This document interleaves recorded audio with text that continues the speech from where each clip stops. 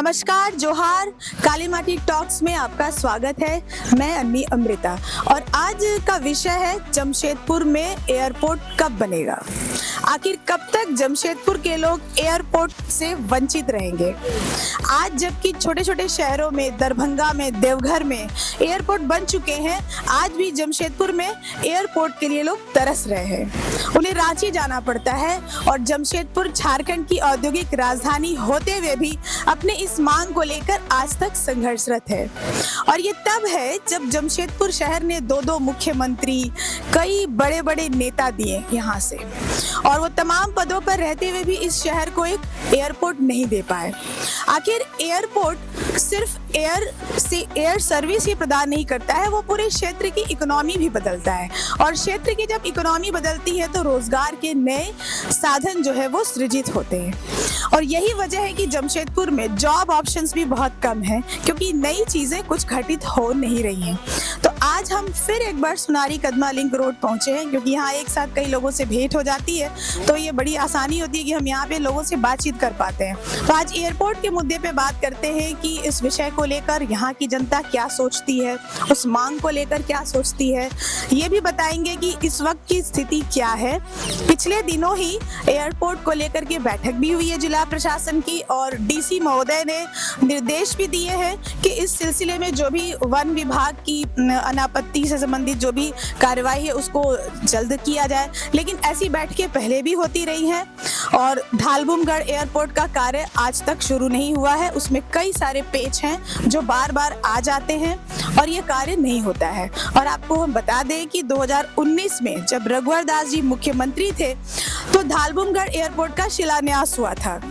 जमशेदपुर से लगभग 50-55 किलोमीटर की दूरी पर है ढालबुमगढ़ एयरपोर्ट। और क्या ऐसा होता है क्या कि इतने साल हो जाते हैं और एक एयरपोर्ट बन नहीं पाता है, वो भी तब जब शिलान्यास हो जाता है। क्या क्या इसमें पेच है और क्या कुछ चीजों से गुजरा है, और ये जो नहीं बन पा रहा है इसको लेकर के हम पब्लिक से बात करेंगे आज। 2019 में एयरपोर्ट का शिलान्यास हुआ ढालबुमगढ़ एयरपोर्ट का। उसके बाद बीच में सुनने को मिला कि अब ये एलिफेंट कॉरिडोर है। तो ये बीच में जो पेच आ जाते हैं और वो काम आगे नहीं बढ़ता है। फिर कुछ दिनों पहले पता चला कि नहीं, एलिफेंट कॉरिडोर नहीं है। क्या लगता है आपको, क्या चल रहा है? देखिए, एयरपोर्ट किसी भी स्टेट और डिस्ट्रिक्ट का विकास तभी हो सकता है जब सड़क मार्ग हो, हवाई मार्ग हो, ये सब। लेकिन हम लोग का दुर्भाग्य है कि 2019 में जो उद्घाटन हुआ उसके बाद आज तक एयरपोर्ट खाली सुन रहे हम लोग कि बाउंड्री वाल हो गया, जमीन बन गया, सब कुछ हो गया। नहीं बनने से यहाँ के नागरिकों को और बच्चों को या तो कलकत्ता जाना पड़ता है या रांची जाने, जो समय का बर्बाद है, पैसा का बर्बादी होता है। इसलिए और हमारे सांसद महोदय तो कई बार बोले कि हम लग रहे हैं प्रयास, लेकिन लगता प्रयास विफल है। जबकि इसी जगह देखा जाए देवघर में विदिन 6 मंथ में बन गया और प्लेन वहाँ से उड़ना भी चालू हो गया। तो हम तो चाहेंगे आपके माध्यम से कि एयरपोर्ट जितना जल्दी हो, और यहाँ लगता है कि टाटा स्टील सहयोग नहीं करी, टाटा स्टील ही इसमें बाधा के लगता है एयरपोर्ट बनने से। क्योंकि अगर टाटा स्टील को एयरपोर्ट हो जाएगा तो यहाँ बड़े बड़े डॉक्टर लोग आ जाएगा, बिजनेसमैन आ जाएगा, रोजगारी खत्म हो जाएगी। टाटा स्टील का जो वन साइडेड काम है वो सब रुकेगा। इसीलिए प्लानिंग से लगता है यहाँ एयरपोर्ट नहीं बनने दिया जा रहा। क्या लगता है कि कोई राजनीतिक और कॉर्पोरेट की संयुक्त एक साजिश है, कॉर्पोरेट जगत की? एकदम कॉर्पोरेट जगत की बहुत बड़ी साजिश है, क्योंकि टाटा स्टील बोला जाता विश्व में टाटा का नाम है, लेकिन देखिए यहाँ एयरपोर्ट नहीं है। एयरपोर्ट तो एक है पास में, लेकिन वो छोटा सा एयरपोर्ट है। के लिए अपने अधिकारी लोग के लिए रखे और अपने पदाधिकारी लोग के लिए आने के लिए रखे। आम जनता को कहाँ उससे फायदा है? इस पर हम लोग यहाँ बात करते हैं लोगों से कि सचमुच क्या ये कोई आपको अब साजिश लगती है क्या, ये एयरपोर्ट बनने नहीं? ऐसा है मैडम कि एयरपोर्ट बनना खाली बना देना और 1-2 फ्लाइट 1-2 लोकेशन के लिए करने से पर्पस सॉल्व नहीं होता है। फिर से लोगों को जाने के लिए या तो मल्टीपल हॉपिंग वाला पकड़ना पड़ेगा, जो टाइम वेस्ट होता है। इससे अच्छा बल्कि क्यों ना रांची एयरपोर्ट को हम लोग इंटरनेशनल एयरपोर्ट को कन्वर्ट करने का डिमांड करें, क्योंकि आज कोई भी मेट्रो में आप जाएंगे तो आपको डिस्टेंस जो है एयरपोर्ट से 1.5-2 घंटे लगते ही है। रांची भी आज पहुंचने में हम लोग को यही कह करके तो जमशेदपुर में कई बार ऐसा हुआ कि शिलान्यास करने के बाद भी यहाँ के लीडर्स ने कहा कि रांची उतना ही दूर है जितना बेंगलोर में भी ऐसे ही हुआ ना। रांची भी इतना छोटा एयरपोर्ट है कि घूम फिर के 5-6 लोकेशन के लिए ही फ्लाइट है। अरे कम से कम है तो, आप जमशेदपुर में तो धामपुर में फिर से हम खोलेंगे वही 5-6 लोकेशन मिलेंगे, लेकिन लोगों को ये डिमांड आप करिए हमारे चैनल के माध्यम से कि वो छोटे वाले नहीं खोलना। इंटरनेशनल ट्रैवल, किसी को भी इंटरनेशनल ट्रैवल, खाली दिल्ली और बॉम्बे 2 कनेक्टिविटी दे देने से नहीं चलता। इंटरनेशनल तो दूर की बात है, पहले घरेलू तो शुरू तो हो जाए यहाँ पे। और एक बात बताना चाहेंगे कि जो यहाँ पे एयरपोर्ट है, सोनारी एयरपोर्ट, वहाँ से फ्लाइट चलती है कोलकाता और भुवनेश्वर के लिए, जो 9 सीटर एरोप्लेन है। तो ये एक झुंझुना पकड़ा दिया गया है कि चलो लगेगा कि हाँ यहाँ कुछ तो चलता है। कुछ साल पहले यहाँ दिल्ली के लिए भी शुरू हुई थी विमान सेवा, तो बीच बीच में छोटी छोटी विमान सेवा शुरू होती है और वो बंद हो जाती है, ये सिलसिला चलता आ रहा है। हम ये जानना चाहेंगे कि एयरपोर्ट जब बनता है, क्या लगता है एयरपोर्ट बनने का मतलब सिर्फ यही होता है कि एयरपोर्ट बना, या फिर इधर थोड़ा सा आ जाइए यहाँ पे कि इकोनॉमी में कुछ चेंजेस आते हैं? क्योंकि हम तो रांची में देखते हैं कि एयरपोर्ट जब बना और वहाँ पर इधर आ जाती हूँ, वहाँ पे देखते हैं कि कई जो गांव है वहाँ पे कई सारी वहाँ पे दुकानें लग गई हैं, जो ट्रैवल की जो सर्विस है वो बढ़ जाती है। मतलब एक मैं देखती हूँ वहाँ थोड़ा सा इकोनॉमी थोड़ा बूम किया हुआ, और जमशेदपुर में कोई ऑप्शंस नहीं दिखते हैं। यहाँ पे सिर्फ कुछ कंपनियां और वहाँ भी नौकरियां नहीं है। तो लगता है कि एयरपोर्ट का निर्माण अगर होता है तो इस पूरे क्षेत्र के इलाके की इकोनॉमी बदलेगी। नहीं, वो तो बात सही है मैम कि एयरपोर्ट होने से एक बिजनेस हब का रूप से फिर जमशेदपुर और डेवलप कर जाएगा। अभी टाटा स्टील अपने खाली मोनोपोली कर रहे हैं। अगर ये नेशनल एयरपोर्ट या इंटरनेशनल जो भी भाई साहब बोल रहे थे रांची में हो जाए या यहाँ नेशनल एयरपोर्ट भी बन जाए, तो हम लोग को बहुत सा बाहर से आने वाले फैक्ट्री, बिजनेस, डॉक्टर्स कुछ भी मिल जाएंगे। यहाँ के बेरोजगार जो लोग हैं उन लोगों को रोजगार भी मिलने का अवसर मिल जाएगा। तो हम लोगों को यहाँ एयरपोर्ट बहुत ज्यादा जरूरी है। टाइम वेस्टिंग है, अभी रांची 1.5 घंटा 2 घंटा हम लोग को रहता है रांची जाने के लिए, फिर वहां जाके हम लोग को 1-1.5 घंटा वेट करना पड़ता है फ्लाइट के लिए, तो वो टाइम शेड्यूल भी हम लोग का बचेगा। ये झारखंड की औद्योगिक राजधानी है जमशेदपुर। बार बार लोग कह रहे हैं कॉर्पोरेट की साजिश, हो सकता है कि राजनीति और कॉर्पोरेट का कुछ गठजोड़ हो, लेकिन सवाल ये भी तो यहाँ उठता है कि मान लीजिए कि अगर किसी कंपनी की कोई पीछे से ऐसी अनिच्छा है कि यहाँ ना बने, मान भी लीजिए, तो यहाँ के नेता क्या कर रहे हैं? हम इस पर बात करना चाहेंगे कि जो यहाँ के सांसद हैं, जो यहाँ मुख्यमंत्री रह चुके, 2 लोग मुख्यमंत्री रह चुके, उन लोगों ने क्यों नहीं यहाँ पे पहल की है इसके लिए? क्यों ये लटका हुआ है मामला? कोई बोलना चाहेगा इस पे?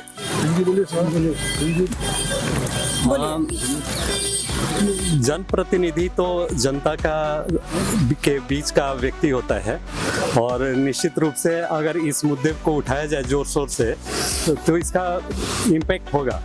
जैसा कि आपने भी कहा कि जमशेदपुर एक काफ़ी महत्वपूर्ण स्थान रखता है झारखंड में, और शहर की अगर बात की जाए तो झारखंड का सबसे सर्वाधिक जनसंख्या वाला यह शहर है। तो निश्चित रूप से ये यहाँ पर होना चाहिए, यहाँ पर एयरपोर्ट होना चाहिए। और जैसा कि कुछ देर पहले ही किसी से डिस्कशन हो रही थी और बताया गया कि 75% जो यात्री हैं रांची के वो जमशेदपुर के ही हैं, तो इससे समय और पैसे दोनों का व्यय होता है, तो इस पर नियंत्रण तो होगा ही। और यह आपकी काफ़ी अच्छी पहल है, और मैं चाहूँगा कि जन आंदोलन के रूप में इसको लिया जाए, ताकि जो धालभूमगढ़ एयरपोर्ट है जिसकी ऑलमोस्ट सारी औपचारिकताएं पूरी हो चुकी है, वह फंक्शन में आए और यहाँ के लोगों का कल्याण हो। इससे यहाँ के जो बच्चे हैं बाहर पढ़ते हैं, या अभी भाई साहब ने कहा कि चिकित्सा के लिए ही अच्छे डॉक्टर यहाँ नहीं आ पाते हैं, या उद्योग की बात हो तो वो उसमें भी एक गति नहीं आ पा रही है यहाँ एयरपोर्ट नहीं होने के चलते। तो इन सबों का समाधान हो सकता है अगर एक अच्छा एयरपोर्ट या धालभूम एयरपोर्ट बनकर फंक्शन में आए। हाँ, वो तो सालों से ये बात उठ रही है, लेकिन यहाँ पर बात हो रही है कि जनप्रतिनिधि क्या कर रहे हैं, जनप्रतिनिधि क्यों नहीं इसको लेकर मुखर है। हमेशा वो वादा करते रहते हैं, और सबसे बड़ी बात है कि 2019 में शिलान्यास हुआ उड़ान योजना के तहत, जो है कई ये भी हम लोग इस चैनल के माध्यम से लोगों को बताना चाहते हैं कि उड़ान योजना के तहत छोटे छोटे शहरों में एयरपोर्ट बने। आपको दरभंगा में बना, बिहार में देवघर में बना, कई अन्य शहरों की पूरी लिस्ट लगी हुई है जहां उड़ान योजना के तहत बनने वाला है। तो ऐसी क्या बात है कि जमशेदपुर में ही बीच में एलिफेंट कॉरिडोर हो गया, फिर कुछ और पेच आ जाते हैं, वन विभाग के पेच, तो ये पेच दूसरे जगहों पे क्यों नहीं हो? एलिफेंट कॉरिडोर केरल भी तो है, केरल में भी तो हाथियों का पूरा वहाँ संसार है, लेकिन केरल में दिक्कत नहीं हुई। ये सारी चीजें जमशेदपुर के लिए क्यों बताई थी? मुझे लगता है कि इसमें लेकर के राजनीतिक खामोशी है। बोलिए एलिफेंट कॉरिडोर पर बोलिए। एलिफेंट एलिफेंट कॉरिडोर नहीं है। हमारे जितने भी राजनेता हैं वो आधे अधूरे मन से प्रयास कर रहे हैं। एक विद्युत महतो का की चर्चा होती है बार बार कि उन्होंने ऐसा किया, उन्होंने काफ़ी प्रयास किया, उड्डयन मंत्री से मुलाकात की इस संबंध में, परंतु उसके बाद 2-3 दिन वो पेपर में आता है, उसके बाद क्या हो रहा है जमीन पर कुछ दिखाई देता है। उस इलाके में काफ़ी ज़मीन का अधिग्रहण किया गया, काफ़ी लोगों से ज़मीन खरीदा गया, डेवलपमेंट भी दिखाई दिया, लेकिन इधर कुछ वर्षों से चुनाव आते ही ये जोड़ हो जाता है, उसके बाद फिर सब ठंडे बस्ते में चले जाते हैं। इन्होंने जो ये बात कही है बहुत महत्वपूर्ण है। चुनाव जब आता है ये महत्वपूर्ण हो जाता है। 2019 में भी यही था। हम बार-बार 2019 की इसलिए याद दिलाते हैं क्योंकि 2019 में चुनाव थे। 2019 में चुनाव था और जनवरी में अचानक तत्कालीन भारतीय जनता पार्टी की सरकार थी, रघुवर दास जी मुख्यमंत्री थे। अचानक याद आया कि एक पुरानी मांग है, उस पर कुछ करना है और शिलान्यास कर दिया गया। तो जब शिलान्यास हो गया उसके बाद तो बन जाना चाहिए था। सारी चीजों के हटने के बाद ही शिलान्यास हुआ ना। तो लोग उत्साहित थे, बिल्कुल काफी उस जगह में डेवलपमेंट के आसार दिख रहे थे, काफी लोगों ने अपना प्रयास जारी किया था, लेकिन फिर उसके बाद कुछ नहीं हुआ। और उसके बाद दूसरी सरकार आई तो दूसरी सरकार की भी पहल दिखती नहीं है हम लोगों को, और एक दूसरे पे जेएमएम और बीजेपी के लोग एक दूसरे पे आरोप लगाते हैं। सांसद कहते हैं कि सरकार दिलचस्पी नहीं ले रही है। डबल इंजन की सरकार थी, अभी तो एक दूसरे पे आरोप लगाते हैं, लेकिन पिछली बार भी नहीं हो पाया। हाँ, तो जब डबल इंजन थी तभी भी नहीं हो पाया और अभी तो अलग अलग है, तो वो एक बहाना है कहने का। सरकार चाहिए तो बन जाएगा। यहाँ सरकार नहीं चाह रही है, सरकार अगर चाहिए तो बन जाएगी। इसमें वही है, कॉर्पोरेट और सरकार दोनों की मेल है, दोनों नहीं चाहते हैं यहाँ की जनता को सुविधा मिले, यही मेन मुद्दा है। इसके कारण से ही नहीं हो पाया है। हम लोग यही फील करते हैं और बहुत बड़ी आवश्यकता है यहाँ के लिए।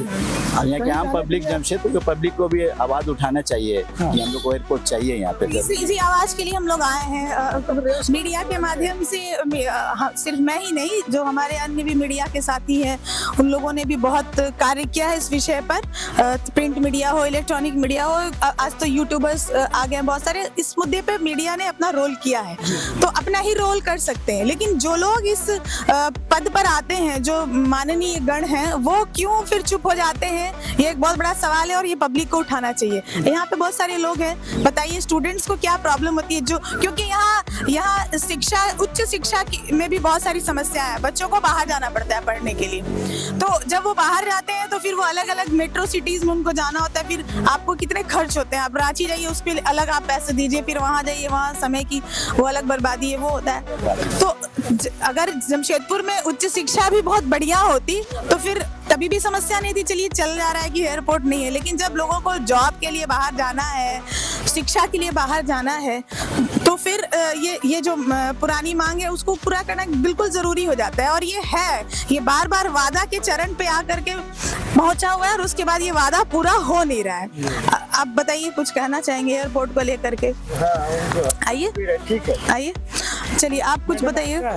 आज के जमशेदपुर ऐसा क्षेत्र है, यहाँ बहुत सब बच्चे बाहर पढ़ते हैं, विदेश में पढ़ते हैं, यूरोप में पढ़ते हैं, अमेरिका में पढ़ते हैं, या सॉफ्टवेयर प्रोफेशनल हैं जो कि यूएस में हैं। तो उनको यूएस जाने के लिए यहाँ से आपको रांची जाना 2-3 घंटा का टाइम, वहाँ 2 घंटा हॉल्टिंग लोकल फ्लाइट के लिए, प्लस बैगेज का चक्कर। लोकल फ्लाइट में 15 किलो, इंटरनेशनल फ्लाइट में 23 किलो। वहाँ से फिर वो दिल्ली जाएंगे, दिल्ली के से 8 घंटा के बाद फिर इंटरनेशनल फ्लाइट। तो कम से कम 2 से 3 दिन अगर आपको यूएस जाना हो, इवन डायरेक्ट फ्लाइट से, तो 2 से 3 दिन लग जाते हैं। अगर यहाँ से हो तो क्या है, दिल्ली आप ऑटोमेटिक जाएगा और वहाँ से कनेक्टिंग फ्लाइट में लगेज का भी प्रॉब्लम नहीं रहेगा, जो 23 kg अलाउड है। इसके लिए यहाँ चार्जेस देना पड़ता है और प्लस टाइम का बहुत सेविंग होता है। मान लीजिए अगर आपको 2 बजे दिल्ली से फ्लाइट पकड़ना है, आपको सुबह 10 बजे यहाँ से जाना होगा, तो बहुत ज़्यादा टाइम का वेस्टेज होता है और इसलिए बहुत ही ज़रूरी है। और जहाँ तक प्रॉब्लम का है, प्रॉब्लम तो हर चीज़ में है। वन विभाग आपका है, फॉरेस्ट्री मिनिस्ट्री आपका है, वन क्षेत्र के पदाधिकारी आपके हैं, डीओफओ आपको है, तो दिक्कत क्या है? यही तो सवाल है कि वन क्षेत्र में जो एनओसी की बात आ रही है, अभी जो पिछली बैठक हुई थी, एनओसी के पदाधिकारी यहाँ लोकल डीएफओ हैं, हाँ, या फॉरेस्ट अफसर हैं, या सेंट्रल मिनिस्टर हैं, फॉरेस्ट सेक्रेटरी हैं, तो उनको करना है। जैसे आए पहलगाम में टेक और 2 दिन में बहुत सा डिसीजन हो गया, किस दिन का जल रोक दिया जाए, चाहे जो भी वॉट एवर, तो उसी तरह इसमें क्विक एक्शन होना चाहिए, टाल मटोल नहीं। तो कहीं ना कहीं केंद्र सरकार भी जमशेदपुर को इग्नोर करती है। मतलब जैसे वही केंद्र सरकार, उसी केंद्र सरकार में, उसी भारतीय जनता पार्टी की सरकार में निशिकांत दुबे जी हैं, वो देवघर के लिए एयरपोर्ट कर लेते हैं। हमारे यहाँ के सांसद प्रयास करते दिखते हैं, खबरें छपती है, लेकिन नहीं।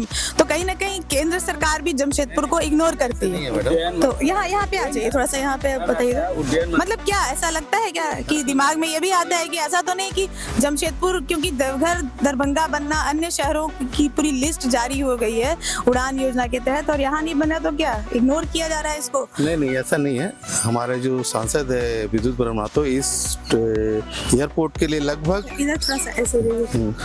100% ये काम सैंक्शन भी हो चुका था। और मैंने बनने के लिए जो हमारा उड्डयन मंत्री था उस समय, वो भी इस चीज को सैंक्शन कर चुके थे। और यहाँ उन लोगों ने उन्होंने आश्वासन भी देके गया था, और सांसद जी का भी अथक प्रयास था, और उसमें सक्सेस भी हुए थे।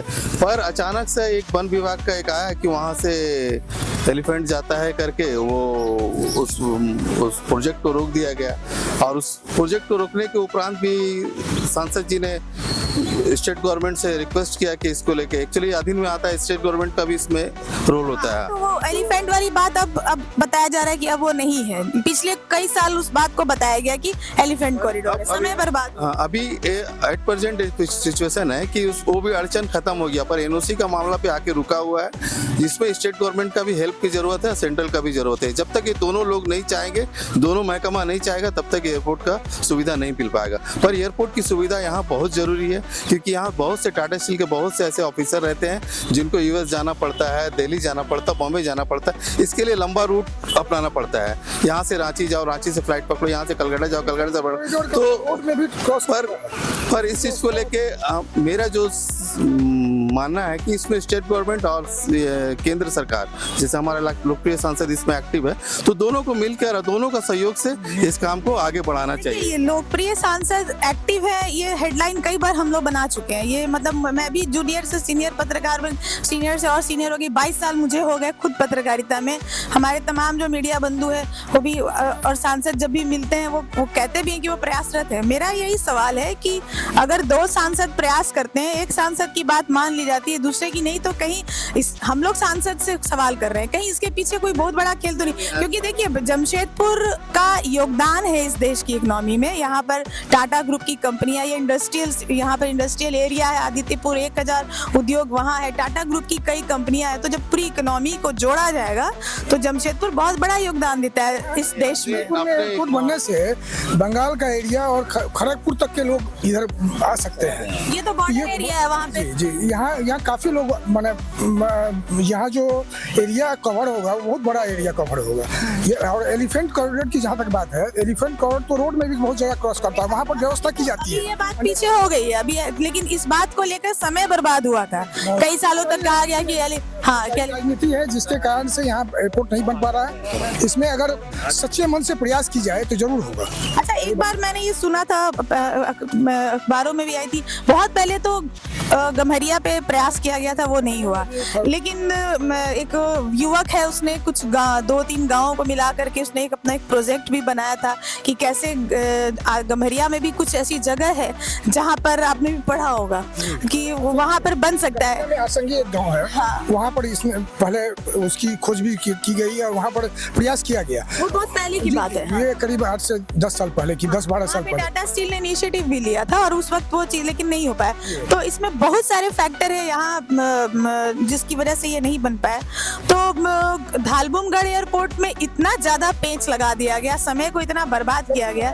कुछ सलाह है आपके बीच की? अगर सेकंड वर्ल्ड वॉर के मैम सर ने बता रहे थे, ये हमको लगता है कि पूर्ण रूप रूप से सेंट्रल का इंटरेस्ट पूर्ण रूप से नहीं है, थोड़ा इंटरेस्ट है, इसलिए बता रहे हैं। जब आप थोड़ी देर बोले कि देवघर में बन सकता है निशिकांत दुबे के, तो वहाँ भी तो गवर्नमेंट का पेंच है, वहाँ भी तो बीजेपी वर्सेस जेएमएम का आ रहा है। सेंट्रल गवर्नमेंट बीजेपी का, स्टेट गवर्नमेंट वहाँ कैसे बन जाता है? यहाँ पर पूर्ण रूप से इंटरेस्ट नहीं है, ये पूरी सेंट्रल गवर्नमेंट का जो है कमजोरी है। अगर आप कोऑर्डिनेशन बना के करिएगा तो जरूर होगा, इसमें कोऑर्डिनेशन की कमी है। आज आप ही बताएं कि केरल में भी तो एलिफेंट कॉरिडोर है, वहाँ कैसे बन जाता है?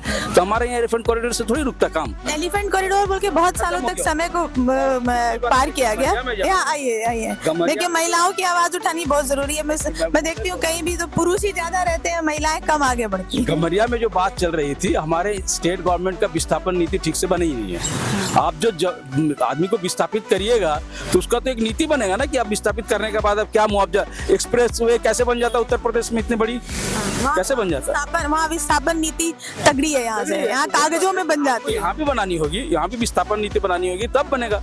आप विस्थापन नीति बनाइएगा ना, खाली जमीन कब्जा करिएगा यहाँ के आदिवासी मूलवासी से, तो कैसे होगा? इसलिए यहाँ संघर्ष होता है। तो ये एक बात है। दूसरी बात है, एयरपोर्ट तो बढ़ना ही चाहिए। तो सर बोले हैं इतना, हम लोग के यहाँ इतना दिक्कत है, खास करके जो मेडिकल का दिक्कत है, मेडिकल की जो दिक्कत है तो बहुत बड़ी दिक्कत है। सब कुछ रहते हुए हमारे पास अच्छा मेडिकल नहीं है, अच्छे एजुकेशन का हब नहीं है, इसलिए एयरपोर्ट तो बढ़ना ही चाहिए। लेकिन इसमें एक कोऑर्डिनेशन की जरूरत होता है, central government versus state government. इसमें इनिशिएटिव सेंट्रल गवर्नमेंट को लेना चाहिए, क्योंकि ये पूरे डिपार्टमेंट जो है सेंट्रल गवर्नमेंट का अंदर आता है। इसमें कहीं बीजेपी और जेएमएम का बात नहीं आता, उठ के आना चाहिए।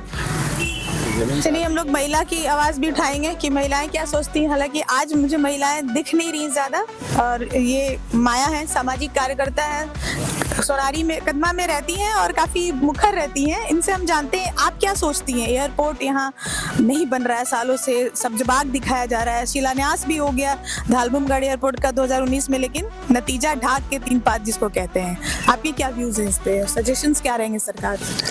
अब इसमें क्या हो रहा है, टेक्निकल एरर पता नहीं, लेकिन हम लोग बहुत दिन से वेट कर रहे हैं कि एयरपोर्ट बनेगा। सभी को दिक्कत हो रहा है, यहाँ से रांची जाना पड़ता है या फिर कोलकाता। तो कम से कम एक शहर में इतना बड़ा प्रोग्रेस, यहाँ के बहुत बच्चे बाहर रहते हैं, पढ़ने के लिए जा रहे हैं, मेडिकल के लिए जा रहे हैं, और कुछ इमरजेंसी केसेस में कोलकाता जाके फ्लाइट लेना या फिर रांची जाके थोड़ा कन्वीनियंट नहीं होता है। और इतने साल से पहले सुने कि वो बनेगा गम्हरिया में, फिर हाता में, और उसके बाद अभी धालबुमगढ़, और उसके बाद लंबिती है। कब बनेगा इस बात को वे भी अब 2025 में हम खड़े हैं और बात कर रहे हैं। हम लोग का कितने जनरेशन पार हो गया, लेकिन जमशेदपुर एक जो भी है, इतने बड़ा टाटा स्टील है, यहाँ कॉर्पोरेट सेक्टर है, उसके बावजूद यहाँ क्यों नहीं बना? यहाँ से इतने सारे मंत्री हुए, झारखंड के मुख्यमंत्री यहाँ से इतने सारे हुए, उसके बावजूद यहाँ पर एयरपोर्ट नहीं है। यहाँ की राजनीति के लिए भी एक बहुत बड़ा सवाल है। देखिए, जो मैं कह रही थी कुछ देर पहले, वही एक लोग आ रहे हैं, केंद्र से भी आते हैं मंत्री, तो वो फिर रांची होकर आ रहे हैं, तो उनको दिख नहीं रहा है क्या कि यहाँ से इतने सारे मंत्री झारखंड के निकले, उसके बावजूद यहाँ एक एयरपोर्ट नहीं है। और ये बस सुन रहे हैं, हम लोग वेट कर रहे हैं कब बनेगा, लेकिन बस सुन रहे हैं, और ये बस न्यूज़पेपर में आता है, फिर शांत हो जाता है हेडलाइन।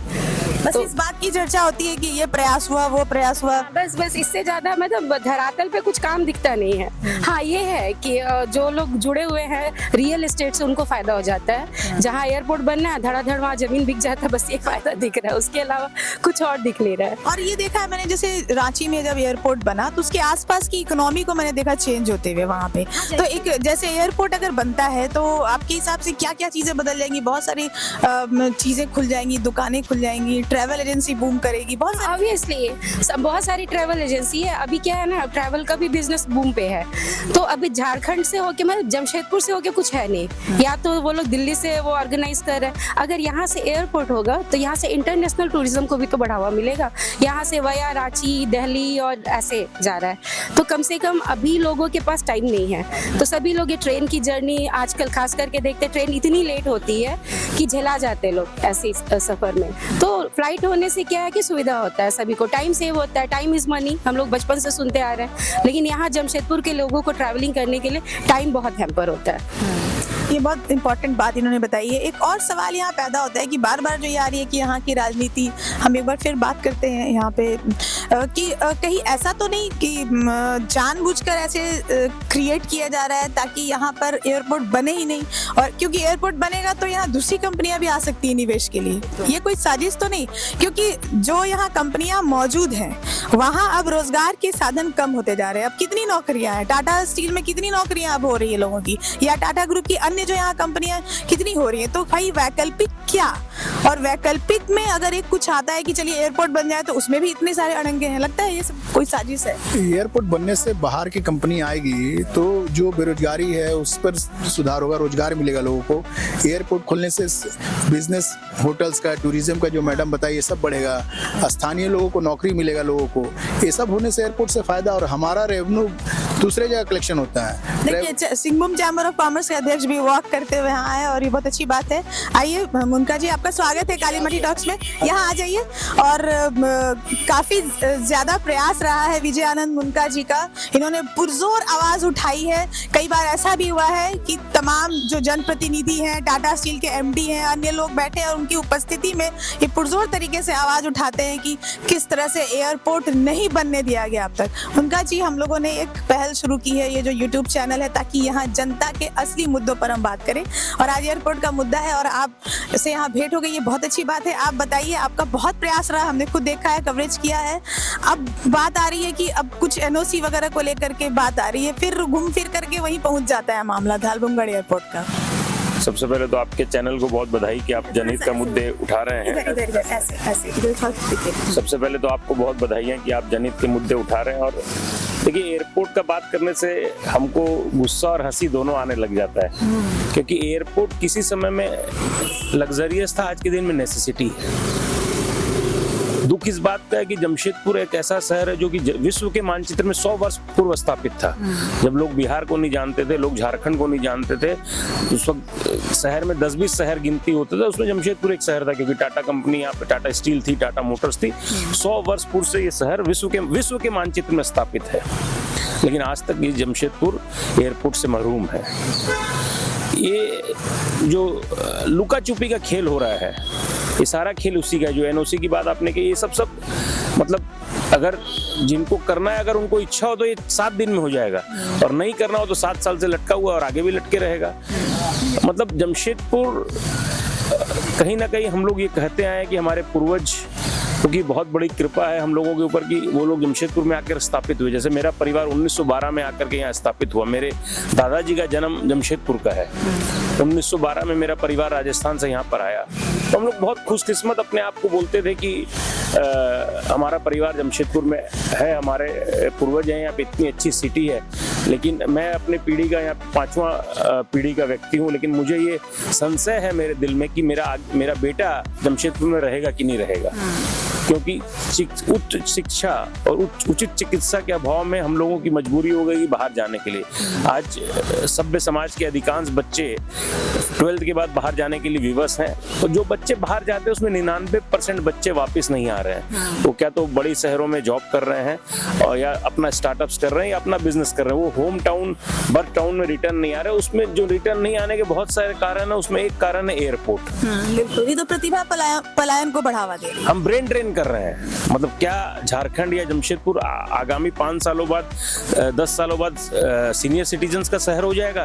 ये प्रश्न आज हर बिजनेसमैन के मन में है, हर युवा के मन में है कि 10 साल बाद, 20 साल बाद इस जमशेदपुर का, इस खूबसूरत जमशेदपुर का फ्यूचर क्या होगा। जमशेद जी, नसरवान जी, टाटा के सपनों का शहर का 20 साल बाद क्या होगा। जो एक परिकल्पना सबों, जो लोग सजग हैं, जो बुद्धिजीवी वर्ग से आते हैं, उनके मन में, जो मानस पटल में जो एक पिक्चर अंकित हो रहा है, वो पिक्चर इस शहर के लिए, इस राज्य के लिए अच्छा नहीं है। राज्य में औद्योगिक विकास चाहिए, निवेश चाहिए। एयरपोर्ट प्रथम क्राइटेरिया है, प्रथम क्राइटेरिया। जैसे बस स्टैंड है, रेलवे स्टेशन, उससे अधिक क्राइटेरिया हो गया। हम लोग तो ये नहीं बोल रहे कि आप जमशेदपुर शहर के अंदर बनाइए। हम लोगों की डिमांड है कि जमशेदपुर को सीधे एयर कनेक्टिविटी मिलनी चाहिए। अब जमशेदपुर में रेडियस में 40 किलोमीटर कहीं भी बना दीजिए।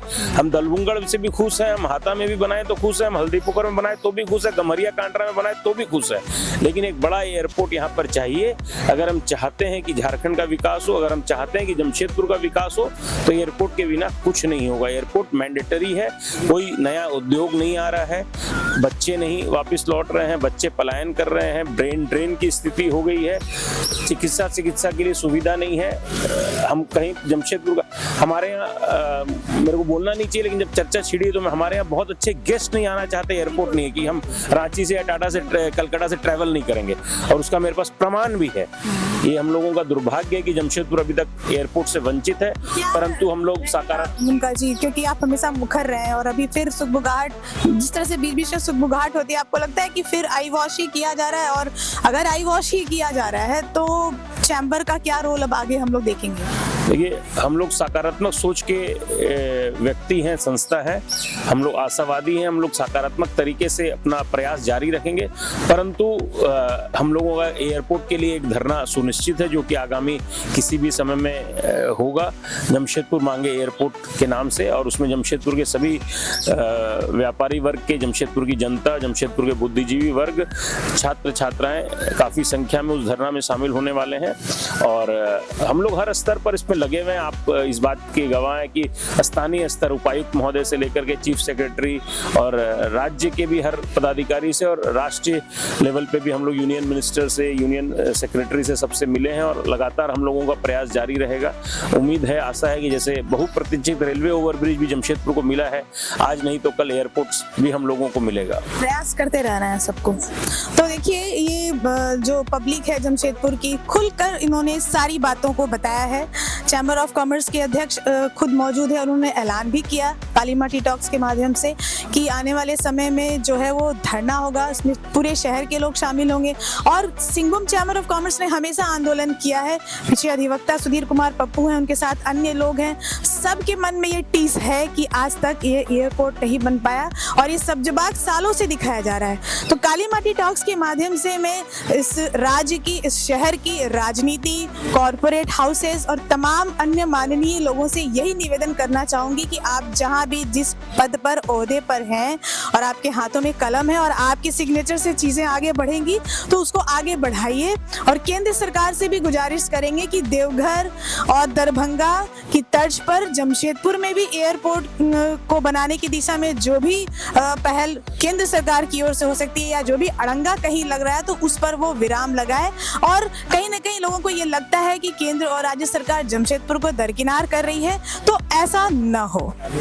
मुझे यकीन है कि आज जो मैंने ये एयरपोर्ट को मुद्दा उठाया है लोगों के माध्यम से, काली माटी टॉक्स के माध्यम से, ये दूर तक जाएगा। बहुत बहुत धन्यवाद, नमस्कार। और आपसे उम्मीद है कि आप हमारे इस एपिसोड को काफ़ी पसंद करेंगे, कमेंट भी करेंगे, सब्सक्राइब जरूर कीजिएगा।